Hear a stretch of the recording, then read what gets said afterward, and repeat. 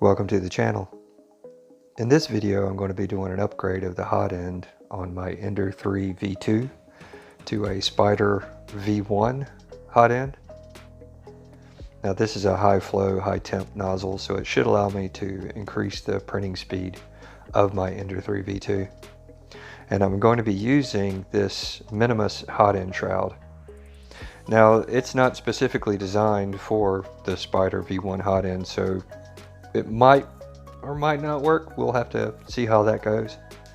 But if it doesn't, just in case, here is the fan shroud that Creality gives you a link to in the package for the Spider V1.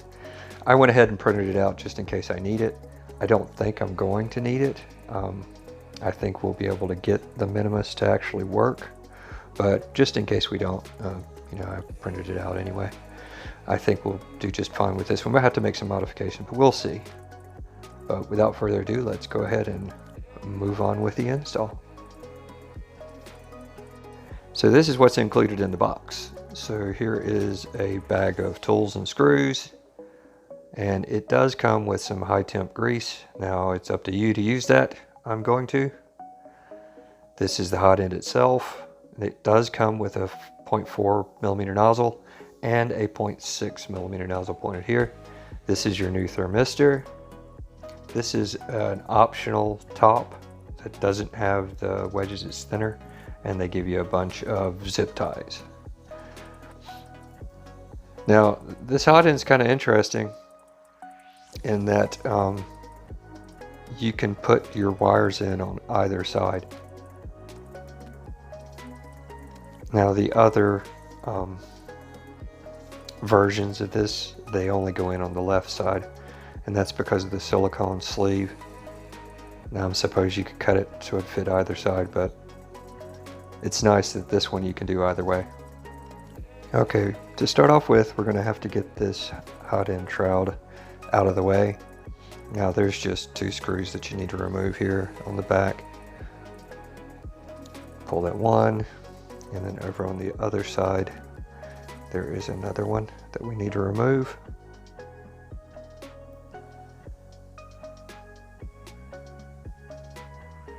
And once we get that one off, then the shroud will just pop off. Now I'm not going to have to do anything with my probe. It can stay right where it's at. This just pops right off.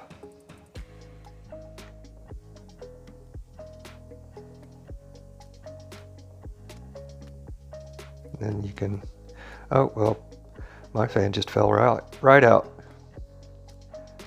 Looks like I need to replace this shroud anyway. Piece broke off. Guess it was time.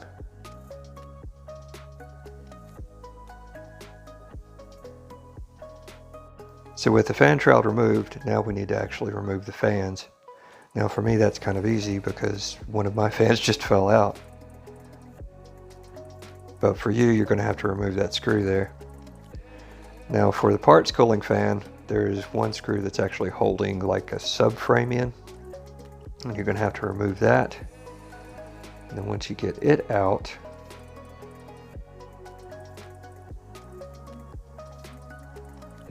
the assembly should just pop right out. So let's get that screw out.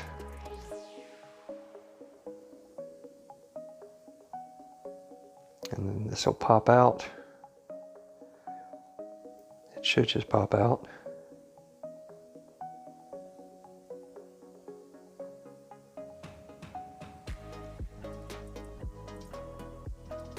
There we go.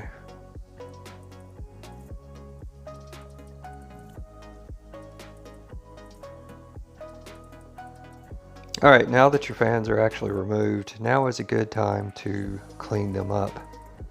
So let me go ahead and pull this other screw out.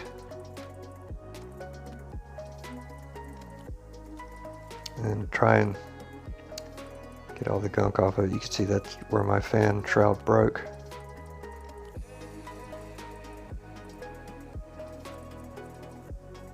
And then we need to pull these screws to get the bottom nozzle off of this fan. And like I said, now is a good time to actually clean the fans up. I'm not sure if you can see it in the video, but my hot end fan has all kinds of dust on it. Then this bottom part will pop off. Then you can save that for later use, or like me, just throw it away.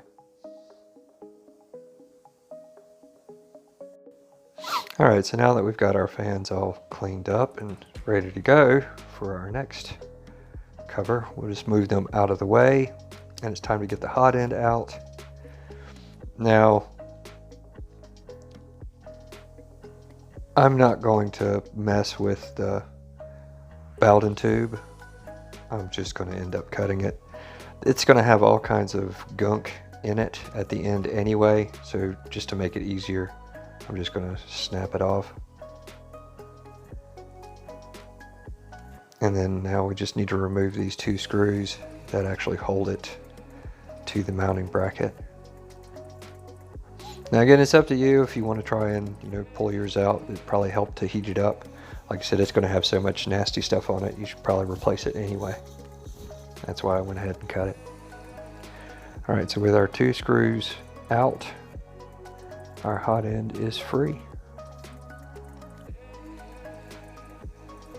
Moving on to the next step. Okay, so now that our hot end's free, we need to get our heating cartridge and our thermistor out.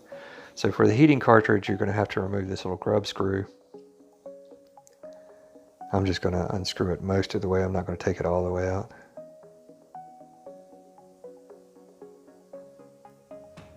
And then now we need to take out our thermistor screw. We have a bead style thermistor on here. We're going to be replacing it with a cartridge style. So let's remove this screw which holds it in. And then both should just slide right out. There they go. You can set your hot end aside for later use maybe. That's entirely up to you, whatever you want to do with it. Okay, so in order to replace our thermistor, I'm going to just tape the new one to the existing one and then pull it through. And in order to do that, you're going to need to take off this top screw in order to get the bottom case off. Let's go ahead and remove that screw. Okay, so now we need to take these three screws out in order to get to our main board. Now the easiest way that I've found to pull wires through like this is to take the connector of the new wire, the new thermistor, and tape it to the old thermistor end and then just pull them through. Now you're going to need to cut all of the wire ties that you have on the wiring loom. I just went ahead and cut all of them off.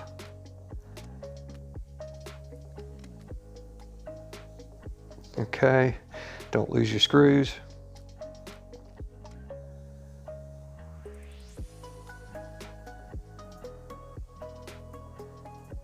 And everything should be loose at this point. Moving on to the next step. Okay, so now that we've got everything exposed, cut this.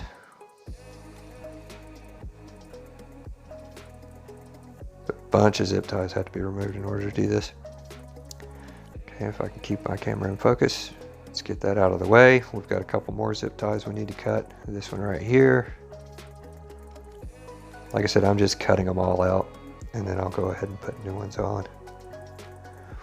And then we've got one more on this bundle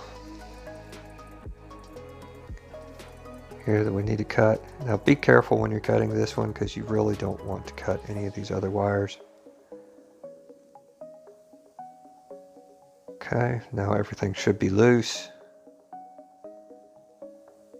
And then we can see here's our old thermistor wire right there at the end. We're just going to pull that off. Now you might have some hot glue on yours. I had some hot glue in other spots, but this one doesn't have any on here.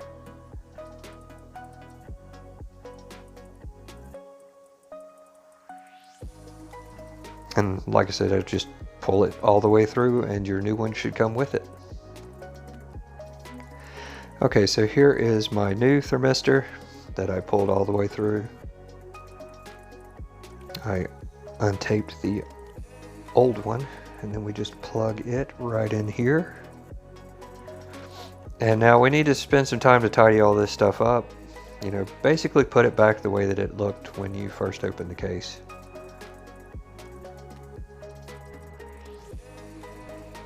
Okay, at this point all of our wiring should be done. And here is the base for the minimus that we're going to hook on here. And we should be ready to go ahead and do our, I guess, final assembly, if you will. So you need to go ahead and attach your heating cartridge and your new thermistor to your hot end. I didn't show that on here. I didn't want to get into the whole debate over using thermal grease or not.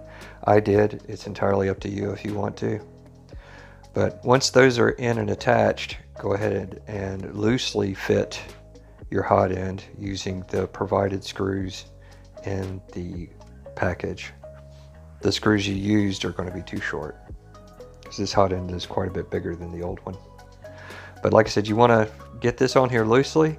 You don't want to get it on too super tight, not at this point.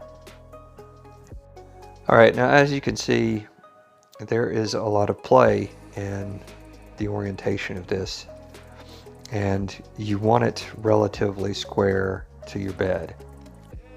So I just found something that was flat, put it up underneath, and then center it up. And then once you're happy with the orientation of it, go ahead and tighten these down. Like I said, if you don't do this step, it could be sitting crooked, and you really don't want it to be sitting crooked. So go ahead, take the time, find something square, get it up underneath there, and then tighten your screws down. Okay, so now that the hot end is mounted, let's go ahead and slide on our minimus shroud.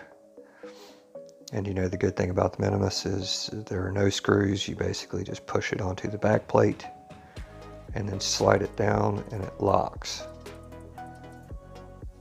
But of course, as I say that, it is not wanting to slide down and lock.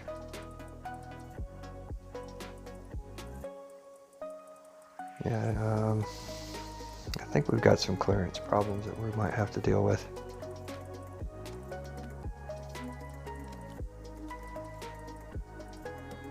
It's not wanting to lock.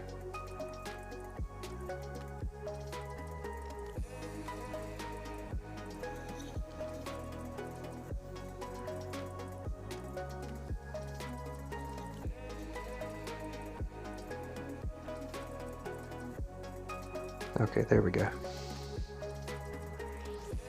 Okay, so with it in place, let's go ahead and take our hot end fan, slide it in here. And normally you want the label to face inward because you want air to be blowing toward the hot end. And then as you can see, I've went ahead and ran another fan. Like I said, I'm not actually doing a dual fan here. I just went ahead and ran it. I'll do another video for the dual fan. Get that to snap in. And then here's the existing, or the original fan. Slide it in.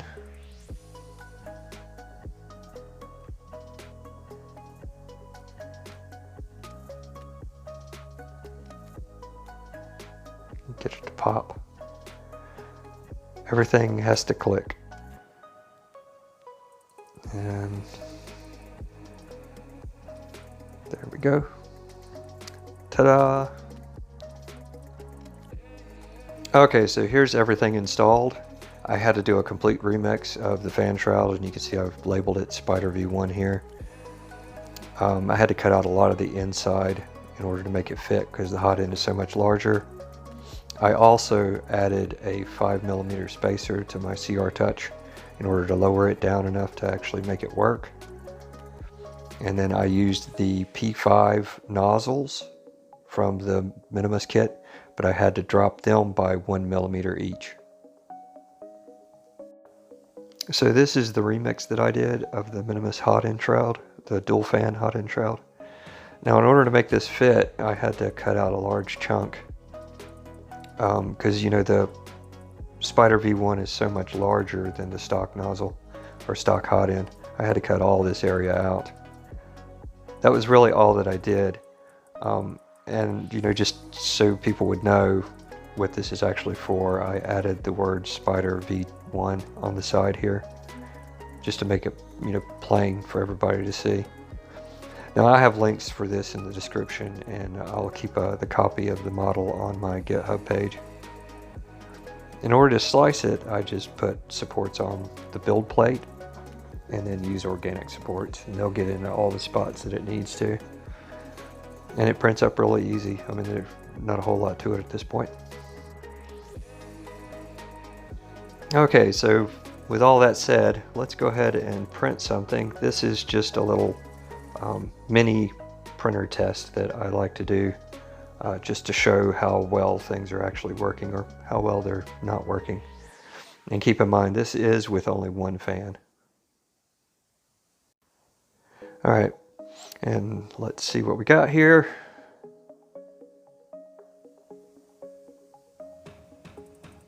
Yeah, it looks great. So hopefully you can see this.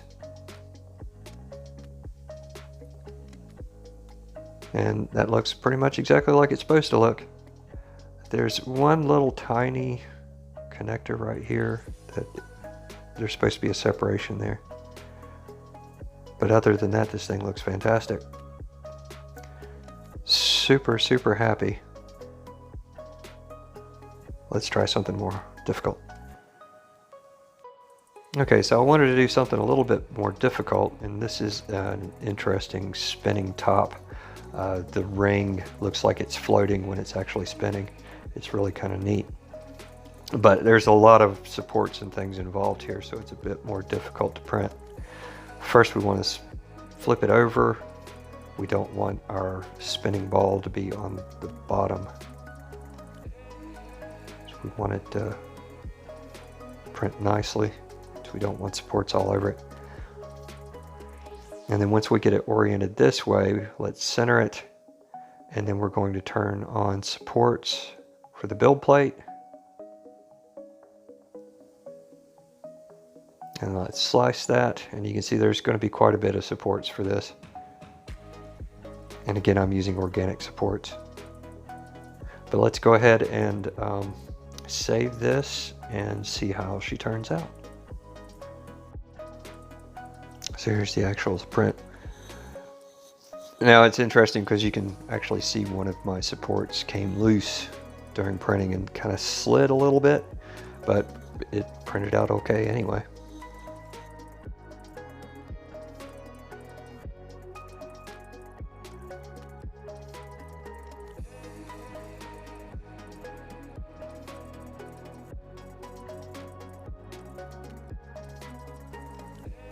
Alright, so I just went ahead and it was kind of a bear to pull all the supports off of here, but you can see it actually turned out pretty good.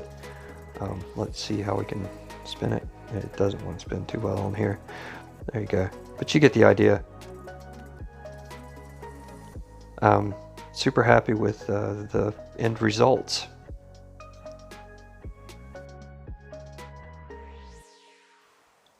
Okay, so final thoughts on the Spider V1 upgrade for my Ender 3 V2.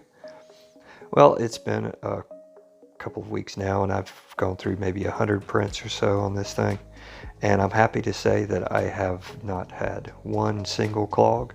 I know that's a big issue, or one of the problems that's constantly, complained about with this thing.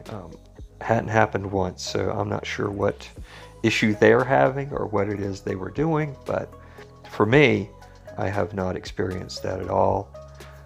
Now, speed-wise, one of the reasons I wanted to do this was hopefully to get faster speed, because it is a high-flow, high-speed nozzle, and unfortunately, I'm just not getting great speed out of it. Now, I was able to double my speed, so that's good, but you know, my Ender 3 V2 always printed really super slow. It printed great, don't get me wrong, but it printed really slow. And I did, you know, double that speed, so I'm quite happy there. But I was just expecting it to be quite a bit faster than it actually is. Now, maybe when I get my other fan, you know, actually wired in and hooked up, things might be different then. I don't know, you know, I'll be doing that video in a couple of weeks, so stay on the lookout for it. But until then, you know, again, I'm happy with the results that I get. I'm just a little disappointed that they weren't as high, you know, or as good as I was expecting. The print results themselves, you know, it prints great. I've got zero problems there. I was just looking for more speed, to be honest. But anyway, if you like this kind of content, please like and subscribe. If you liked this video, please hit the like button. It really helps me out. And like always, happy printing.